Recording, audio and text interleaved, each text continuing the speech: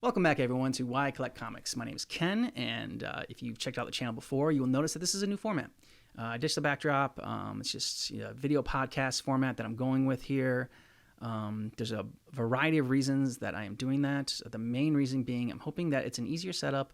I'm not using the backdrop, just a mic, a camera, small little ring light, and boom, like easy setup, easy to go. I can just pop in and film it when I have some free time, and also don't have to worry so much about the back end. The back end was really dragging me down is the editing. So the podcast, it'll make it so much easier, and making it a video podcast because that's where the majority of people know me from is from YouTube, and so that's where people are usually going to find this. And yeah, but also be available. Can try to make it, everywhere you can try to get a podcast is the goal. So if you're listening to it there, then awesome, I got it up and running. And if you're on YouTube, then I'm going to try to put those links in the description of this video as soon as I get that up and running. And another reason I'm doing this is because there's a certain expectation that comes with a video on YouTube. Like, so, certain editing, it's all about the visual. And so again, on the back half, I was worried about the editing. I was worried about, you got to do zoom edits, and you got to throw in pictures, and you got to, you got to change the image every 5 to 10 seconds because people's attention span is so short. And so I wasn't having any fun. I was too worried about, the editing, and I'm not an editor. So it just made me not want to film any videos anymore for this channel. So I'm like, but I don't want to drop it completely because I started this just as a passion project. I love collecting comics, and I want to share it, and I want to talk about it and geek out about it and talk about comics with people and talk about characters with people.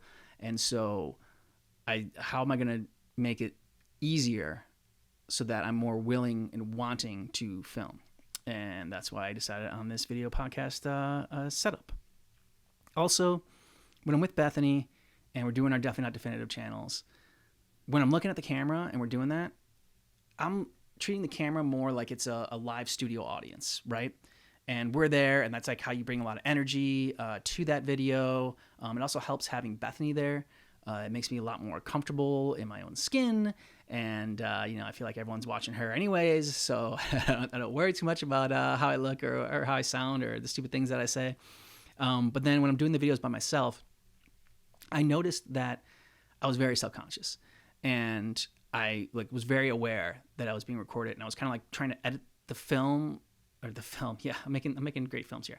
No, I was trying to edit the video while I was recording the video, and so I wasn't very present in the video, and it just looked very uncomfortable. Like the first video I did, I thought the Carnage video, I think it's probably my best video, and I wasn't so worried about it because I just started it, so I didn't really know what the editing was going to be. I didn't know how long it was going to take. And then as I'm sitting there recording these other videos, I started thinking about, oh God, well, I can't think about what I'm saying. I'm stumbling over my words. I got to cut this out. I got to edit this out. It's going to be a nightmare. And then so, yeah, it just did not become fun. It's not something that I wanted to do. So I think this podcast setup is going to be a lot better. It's going to manage expectations too. So going into it that it is a talking head video if you are watching it on YouTube. And so you're not going to be disappointed with if there's not a lot of zoom edits or anything like that. You just know it's just going to be me, my dumb face, talking into a camera and talking about comics. Also, the final reason that I switched it over to a podcast is because I feel like in podcasts it gives you a little bit more freedom to deviate from what your channel's about. So this is mainly going to be about comic books, right? But I feel like if you have a podcast, you're just you're shooting the shit sometimes. And it's a little bit more conversational and casual. And you're just if you go off the rails a little bit, it's okay. Because it's more like instead of talking to an audience, you're talking to a therapist. you all are my therapist. And, no one's talking back to me, kind of like in therapy. And it's kind of more over and over again. I keep hearing and how does that make you feel? And how does that make you feel? And then I just keep going on and I start spewing my guts. Or the therapist just stands there and doesn't talk at all. And so you just keep emptying your soul out because you aren't comfortable with silence. The The games that I'm going to talk about today. I'm going to talk about a game. I'm going to talk about Marvel Strike Force later today. But what I'm going to talk about is the comic books, the Darkhold series. It's a limited series. It's got 7 issues in it, and the Evolutionary War limited series as well. And so the Evolutionary War is older. It's like in the 80s or 90s. That's when that came out. And Darkhold is more recent. I think it was like 2021 when this came out. The Evolutionary War, originally I wanted this video to come out in May because I was going to try to gain the momentum of Guardians of the Galaxy 3. It's like, okay, the High Evolutionary is coming to the Marvel Cinematic Universe. This is going to be a great opportunity to drop and talk about the Evolutionary War. He'll be trending or whatever, and maybe get some eyeballs, more eyeballs on the video or whatever. Obviously, that did not happen because for the reasons that I mentioned. It's just been a while since I've filmed because I just haven't been looking forward to it. But now I'm looking forward to it a lot more because I think this podcast is going to be just a ton of fun. And the other one is the Darkhold. That's what I'm going to start with. I'm going to start with the one that I really enjoyed. Darkhold, like I said, it's a limited series, 7 issues. It is about, sorry if I mess up the name. I imagine it's like Cthulhu, Cthon, coming to Earth. And so he's trying to invade Earth. And his essence has basically been in the Darkhold. Darkhold is this, the evil book of hell, of Cthon, and so he's got it's kind of like his Horcrux. It's got his essence in it, and so it drives anyone crazy that reads it, and it corrupts them, and that's how Cthon draws his power from that. And so he's got enough energy, and he's finally gonna try to invade Earth, and Scarlet Witch and Doctor Doom kind of team up, and they are trying to stop him. Doom obviously wants to probably steal his power because that's Doom. Doesn't work out so well for Doom, so Scarlet Witch has to call upon our heroes to help out because they each have a certain essence about them, and it's I'm not gonna go too much into that, but basically she calls upon Spider-Man, Blade, Black Bolt, the Wasp, and Iron Man, and asks them to help out. And the way that they help out is they have to actually read from the Darkhold, only a little bit though. Because if you read too much, you're going to go crazy and there's no coming back from it. But if you read just a little bit, just enough to go mad and crazy, then they can enter the realm where Cthon really is right now and hopefully defeat him. So, as they read it, each one of them kind of goes into their own worst nightmare. It's an alternate world, universe, and it's all very dark. They each have their own individual episodes, their own individual issue. It's got some cool artwork in it, and the stories themselves are just a ton of fun. So you have the Omega and the Alpha, and that has Scarlet Witch and Doctor Doom, the beginning and the end. But then the 5 standalone issues are just our heroes themselves in their own worlds, and they each have a certain vibe to them. So Spider-Man, obviously my favorite because that's my guy. It's a comic book that I grew up reading, always have been drawn to Spider-Man, and his was my favorite for so many reasons. But the vibe on it was Tales from the Crypt. Don't know if you're familiar with this show. I hope you are, because it's an older 90s, 80s show. It was on HBO. It was probably out some other places too. I apologize if it's been other places or if it's still going on somewhere. That's great. Let me know in the comments and whatnot. Because it was just such a fun show. So Spider-Man has that Tales from the Crypt vibe to it because it's dark, but it's also at the ending is twisted but fun. It's twisted fun is a great way to describe the Darkhold series, and so that one was my favorite one. Blade also has a little bit of a Tales from the Crypt vibe to it, but it's not as good as the Spider-Man issue. And Spider-Man's kind of basically there's a disease going around, and Spider-Man's got peace people in the city together again. It's weird. It's wild. The other 3, Black Bolt and the Wasp, those 2 have a Twilight Zone feel to it. It's very, you don't know what's real.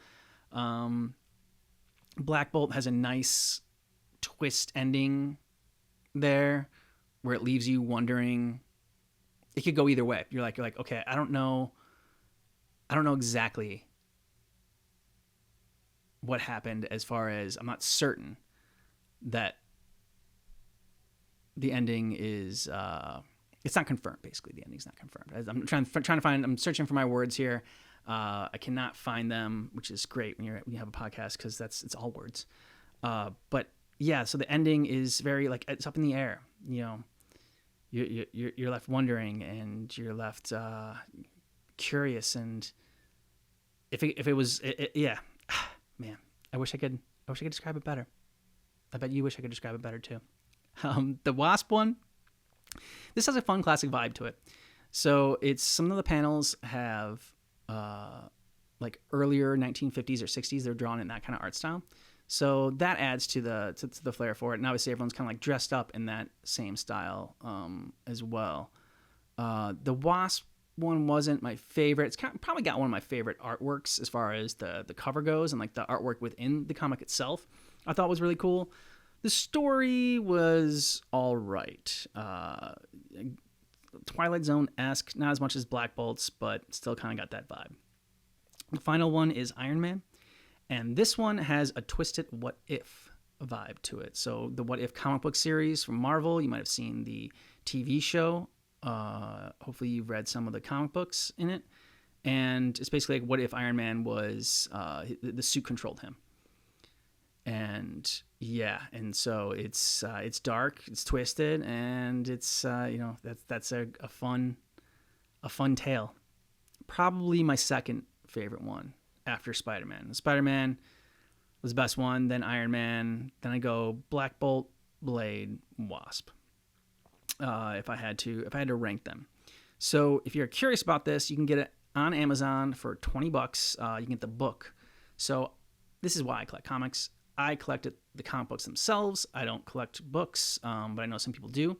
So if you are interested in it, I want to give you the best bang for your buck, the best value. So if you don't actually care about holding the issues in your hand and like collecting them and having them, if you don't have that sort of need and desire like I do, then go ahead and get it on Amazon. I'll have the link in the description of the videos, and or like, I think I can also put in the link of the description of the podcast. Yeah, we'll see.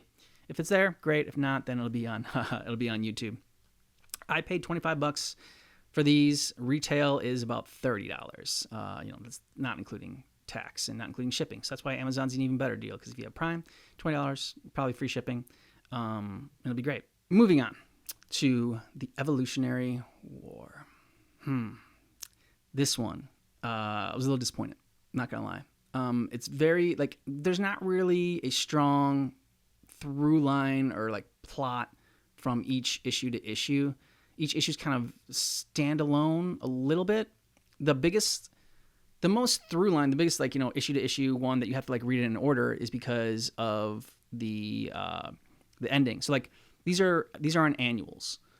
So in the Marvel comic annual issues, they would have one main story, and that's like the cover story, and then they'd have like a couple of back issues, like backstories there, like that were a little bit less. So it's like they're like 64 pages, and maybe like the 40 pages of it was the main issue, and then they split up the other ones between the remaining pages left. So in each of the issues, though, in each of the annuals, they have a story about the High Evolutionary and about his origin story. And that's kind of the most interesting part about these, is his origin story. And if you watch Guardians of the Galaxy 3, the High Evolutionary is very different from his portrayal in there, at least as far as I understand him to be. He's not like as crazy, as sadistic, and I mean, he's still got the healthy ego. And he still has some of the similar goals that the High Evolutionary has in the movie, but he comes across a little bit more sympathetic, I think, in the Evolutionary War, and you like understand him more. He's kind of got more of that Thanos vibe in the MCU series, where Thanos, yes, did he commit? Did he kill half of the universe? Yes, he did, but he was doing it for noble purposes, because there was not enough resources in the universe, and we were going through them. And he saw himself as a hero, and that's kind of what this High Evolutionary is in the comic books. I think it's kind of more like MCU Thanos. The best issue in this, surprise, surprise, Spider-Man. But the worst issue in this series, also a Spider-Man one. So the best one was Spectacular Spider-Man, because it dealt with Gwen Stacy and her clone and that whole saga. And that ties into like the clone saga later on with Ben Reilly. And so it's kind of like a fairly important issue as far as explaining things and being relevant to later issues in Spider-Man and getting just more information on something that was a big part of the Spider-Man journey and the Spider-Man series. So that's why I thought the Spectacular Spider-Man was really, really good. The Web of Spider-Man one I thought was really bad just because the villain in it wasn't fun, and it seemed more like they were just doing this to set up a new series. Like the additional content in it was weird. It was it dealt with like some weird ass new gods that were coming on, and they were going to have a comic book series. And like I think since Spider-Man's a popular series, they're like, okay, we'll introduce him in this Spider-Man annual, and like hopefully it'll get some attention. But yeah, so I don't even think I finished that one. I read the High Evolutionary story, I read the main story, but like the story in between, like it's talked about with the new gods, like I skimmed that one. I just did not find it interesting. So some more cool things about this is it's got some cool inserts that show alternate covers, and it's got some good origin stories for Spider-Woman, Quicksilver, Wanda, and then also the Adam Warlock, the Adam Warlock. Him shows up, and he's kind of, it's a little bit of what's going on in Guardians of the Galaxy 3. There's some story elements that are similar, but I did not like how Adam Warlock was portrayed in Guardians of the Galaxy 3. I know Adam Warlock more from Infinity Gauntlet saga, and then afterwards with the Infinity Watch. So I guess that's the more grown-up version of Adam Warlock. Maybe in the earlier versions of Adam Warlock, when he was just him, that's how he was in the comic books. But yeah, I was not a big fan. I loved the Guardians of the Galaxy movie. I love that whole franchise. I thought it was the worst one out of the three Guardians of the Galaxy movies. I would go 1, 2, 3 as far as like best to worst, but I still really enjoyed it. Cosmo was great, and I just didn't like how the High Evolutionary and Adam Warlock were portrayed in that series, in that movie. Forgive me. So I don't have a price for you as far as buying the Evolutionary War in a book. This is a tough book to get. I think it's pretty pricey, and I would not recommend buying it in the first place. Like if you really want it, I'd rather go. I think the comic book route is actually probably going to be cheaper for you. You probably get it in some maybe some dollar bins at your local comic book shop, or just online and eBay's where I found most of them. Yeah, but you can skip it. It's not, unless you're really interested in the High Evolutionary and like his origin story and that stuff, then it's one you can skip. One thing I did find interesting though is I had no idea when I was reading it that this was going to happen, but Cthon, the guy from the Darkhold, he shows up again in this one. He has some. There's an issue that the High Evolutionary runs into with him, and yeah, I just find it interesting how often he pops up, because before I started reading the Doctor Strange series as well, which I'm going to cover that in another podcast, but he shows the Cthon and the Darkhold and everything like that, and like kind of that origin story shows up in Doctor Strange in the 1990 series, Doctor Strange Sorcerer Supreme. So I just found it interesting that like I guess he just doesn't show up that much in Spider-Man. That's mainly what I read. But I read things other than Spider-Man, like Silver Surfer and whatnot, and some Doctor Strange, and that's why I got more into Doctor Strange. But yeah, I just found it interesting that like, I think that's one of the reasons I got the Darkhold. It's like, man, this guy is like popping up everywhere, so I might as well. One, I thought the covers for the Darkhold were pretty cool, and then two, I thought that Cthon is talking to me. He wants me to read this Darkhold series, so that's why I got it. Darkhold is a get. Won't set you back much. Said $20, well worth it. It'll be a fun read, especially if you're into like horror and if you like the series like Tales from the Crypt, Twilight Zone, What If you like that kind of stuff, like, Black Mirror, if you like that vibe, then get this series because it's going to be a really fun read for you. Now, before I go, I wanted to talk about Marvel Strike Force and getting back into, a mobile game. It's been like 2 or 3 years since I'd played the game. I used to play it with my brother. We were in an alliance together, and then it just got too much. It just took up too much of my time, and like became too much pay to play. If you wanted to like stay competitive, so I stopped playing. And then my brother got me into Marvel Snaps, and I like was really digging that for 2 weeks, and then I got bored with it, and then I started, my mind started wondering about Marvel Strike Force. So I went back to it, and I'm actually pleasantly surprised. I'm hooked again because I think that they helped get rid of a lot of the grindy aspects of the game, and they helped with some catch-up mechanics as well. There's still, and that's really what I kind of want to talk about, is catch-up mechanics in games. And especially like mobile games and games that are like this, that like have alliances, like Marvel Strike Force or Contest of Champions.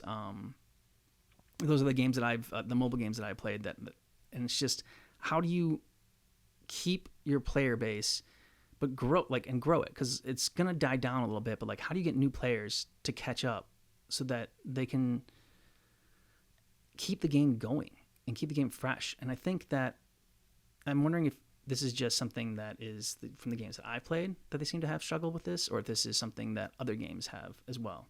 And why I'm not talking about this on my games channel with Bethany is because I don't play the game with Bethany. And that channel is about us and the games that we play and the games that, when we game together. So this is just for me. I hope maybe at one point Bethany will come on this podcast if she accepts my invitation.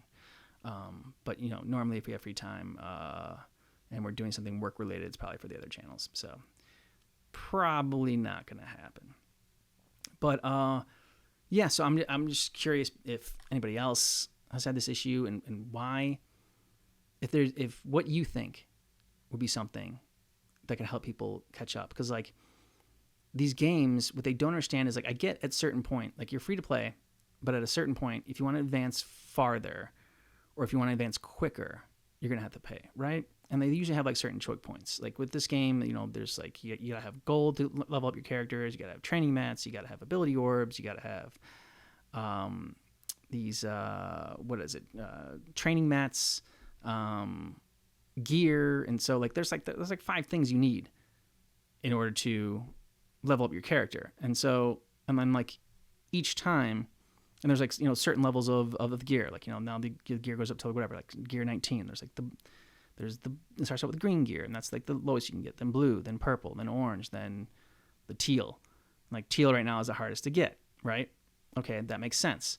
But what they haven't done is they made the orange a little bit easier, but they haven't made like the purple and the blue more widely available to get as the game has gone on. Like as the game progresses and as you start moving the goalpost as it were, so that there becomes a new choke point that people have to pay to get through. Don't forget about releasing the last choke point that you had.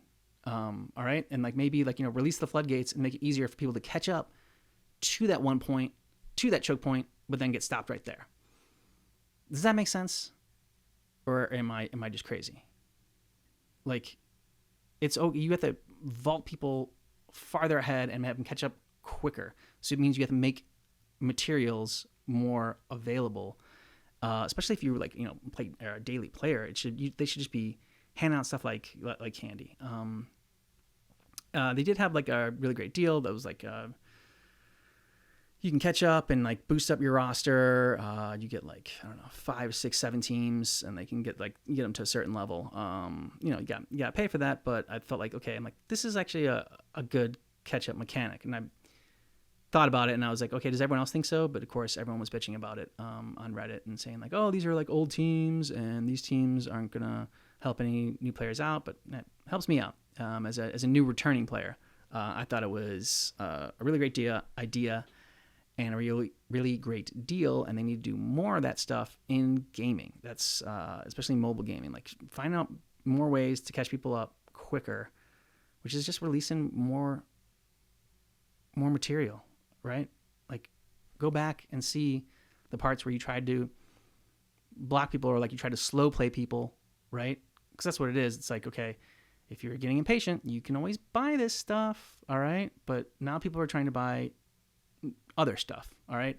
And I get that the older player base, the people that have been there playing a game for a certain amount of time, they don't care about like the stuff that newer players need. Like I said, the older gear or whatever that newer players don't need. So I guess there's maybe not as much of a cry out to make that more readily available because people don't need it. But if new players need it, and you need new players to keep a game going. So that's my rant on that. Like I said, that's why I'm doing a video podcast, is because so I can do rants like this in addition to the main content, which is the comic book reviewing. So hopefully you will see me again shortly. Like I said, if you're listening to this on a podcast, then I've already got it up and running, and that's great. If you're seeing it on YouTube, then once I get it up in a podcast format somewhere, I will put those links in the descriptions of these videos. So if you want to listen to it that way, you can do it that way. Or if you just want to, keep checking out YouTube and putting this on in the background while you're playing a game, then that works as well. Thanks so much. My name's Ken, and this is why I collect comics.